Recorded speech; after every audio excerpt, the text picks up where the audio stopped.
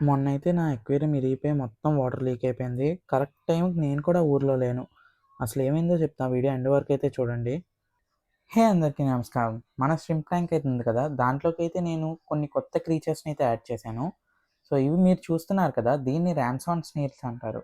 So, ఇది ఒక type of snails అనమాట. మీరు యెల్లో కలర్‌గా నా దగ్గర ఆల్రెడీ యాపిల్ స్నేల్స్ చూసే ఉంటారు. ఇవైతే యాపిల్ స్నేల్స్ కన్నా బాగా చిన్నగుంటాయన్నమాట. మన ట్యాంక్‌లో చూడడానికి బావుంటాయి అండ్ క్లీనింగ్‌కి పనికొస్తాయని ఉంచాను.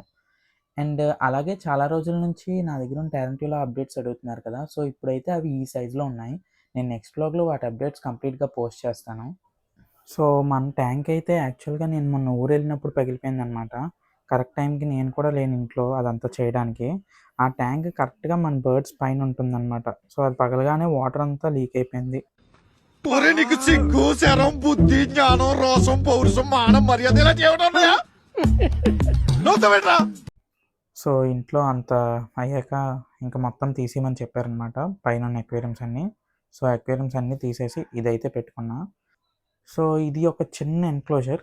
ఇది ఏ పెట్ కోసం రెడీ చేసుకున్నానో మీలో ఎవరికైనా తెలిస్తే కామెంట్స్‌లో అయితే చెప్పండి. సో, సరే అయితే మళ్ళీ నెక్స్ట్ వ్లాగ్‌లో కలుద్దాం. బాయ్.